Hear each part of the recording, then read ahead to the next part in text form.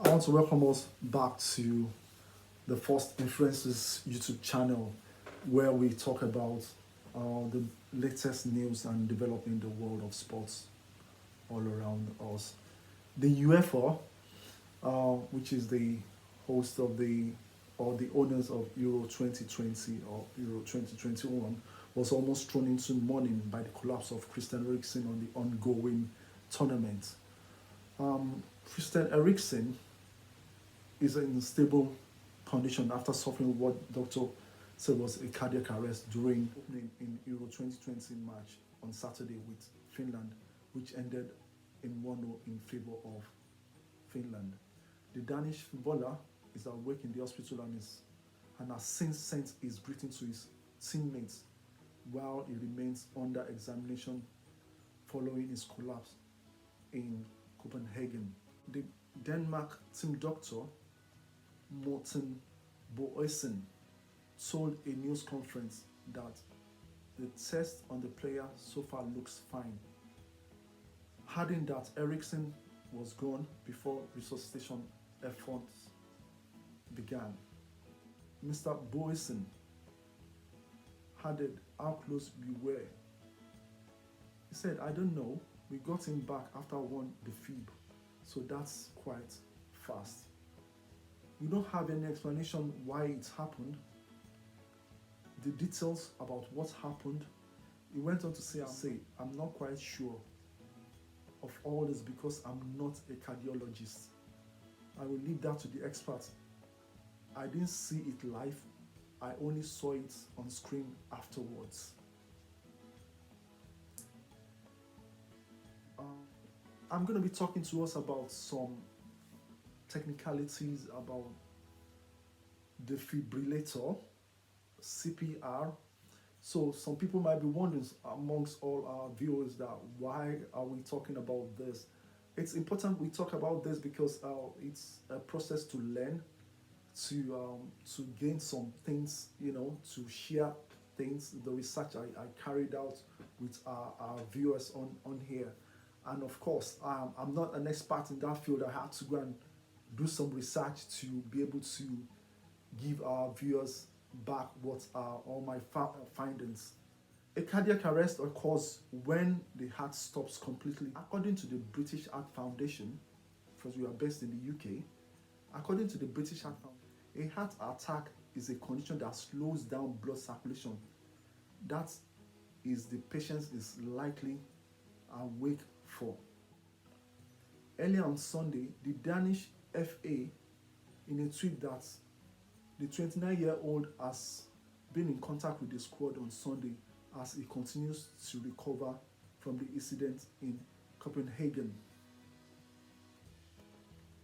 We need to, like I said earlier on, we need to shed more light on the CPR and defibrillator or defibrillation.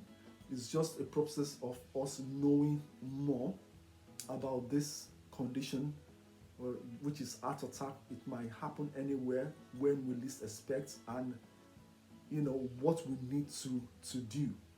What is CPR? CPR is cardiopulmonary resuscitation. That is CPR. Act as a manual heartbeat, which keeps vital organs alive even after the heart has stopped beating. On the other hand, defibrillator is an electronic device that is used to revive a person's heart when it has stopped beating. Who should perform hands-only CPR? That is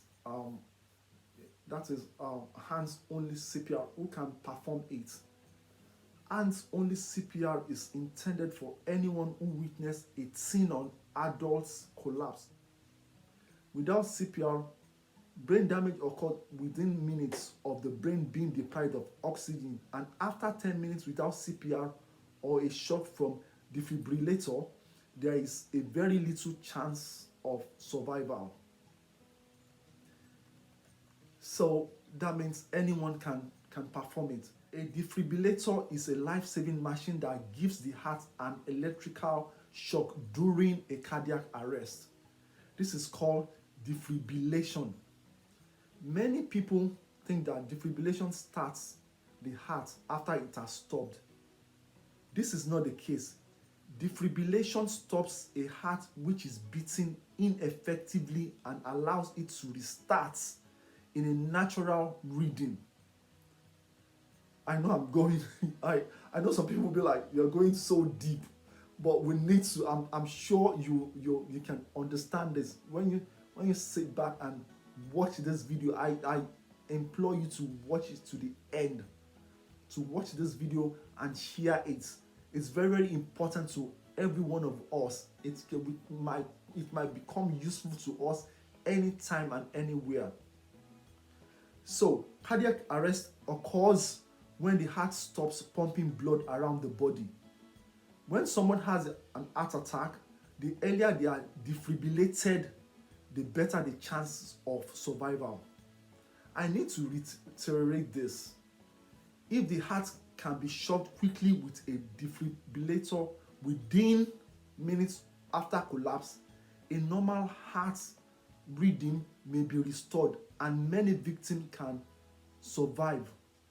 Critically, survival from a cardiac arrest relies upon a timely response from first responder, which can be a bystander, maybe at the bus stop, maybe in your club, you're having a practice or a workout. It can be anybody, it can be a first aider, it can be just anybody.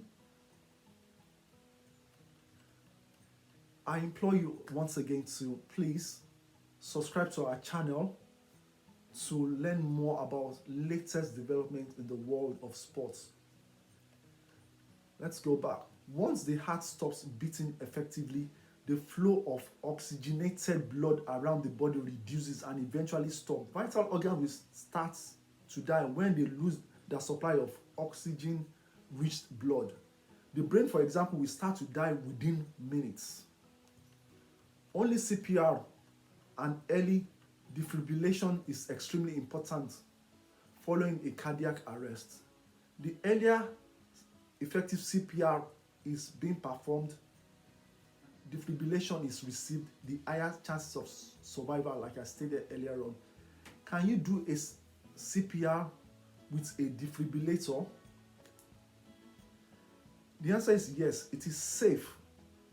Most PACEs and ICDs, that is implantable cardioverter defibrillators, are implanted in the upper left side of the chest. Then, if an ICD does then deliver a shock while CPR is being performed, the internal shock will not harm the person doing the CPR. We have few players that have that is the end that is the end of the technicalities. I just needed to just share that with all of us watching, and that is the end of the technical part. But that's not the end of the video. Let's go back to shed more light. There are some players. These are the names of few players that have slumped on the pitch. We have Fabrice Muamba. Fabrice Muamba was with the Bolton Wanderers. Was a midfielder. He collapsed on the pitch in an FA Cup match in 2012 due to a cardiac arrest and was technically dead for 78 minutes before he was revived. From the former England under-21 midfielder had to retire soon after the incident at the age of 24. We also have Bafetimbi Gomis. The French striker has collapsed several times on the pitch due to a medical condition which causes him to faint. He has collapsed playing for Swansea City, Galatasaray, and Al Hilal. We have another player is Marc Vivien Foe. The Cameroon midfielder collapsed during a Confederation Cup match in 2003. Medical staff attempted to resuscitate the 28-year-old on the pitch before taking him off on a stretcher.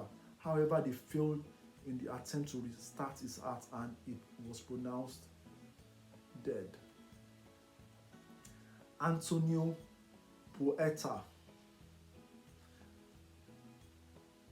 this the Seville midfielder collapsed while jogging back in the first game of the 2007-2008 La Liga section against Getafe, and though he walked off the pitch after being helped by medical staff, he collapsed again in the dressing room.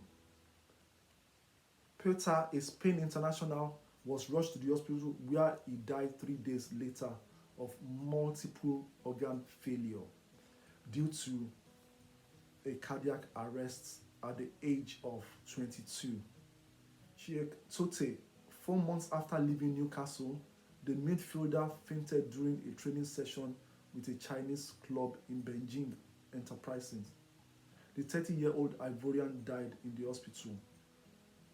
Miklos Ferreira, the Hungarian striker, was playing for Portuguese side Benfica against Victoria Guimarães in January 2004 when he kneeled over a pin before falling backward into the pitch after a heart attack.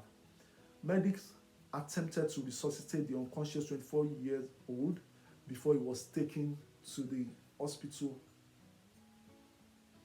Doctor tried to revive him for nearly 90 minutes before he was pronounced dead. As earlier mentioned, the team doctor stated, "We have spoken to Christian Eriksen, who has sent his greetings to his teammates, and it is said his condition is stable and he continues to be hospitalized for further examination." The Denmark player and staff have received crisis assistance and will continue to be there for each other after the last incident. The statements added that some of Eriksen's teammates have been reduced to tears as they formed a wall around him to shield him from cameras while he received treatment on the pitch. The doctor went on to say during the press briefing that we would like to thank everyone for the heartfelt greeting to Christian Eriksen from France, players, the royal families from both Denmark and England, from international associations and clubs. Yeah, so let's come back to today's match. Who is playing today? We have match between Hungary and Portugal, which is 1700 hours UK time. We have France and Germany, 2000 hours the UK time. I want to urge you once again to subscribe to our channel. That is the First Influencers YouTube channel, to get updates in the world of sports all around the world. Thank you and stay tuned. I hope to catch you in the next video, and like I said, do subscribe. Just click on the link and subscribe. Thank you. See you in the next video.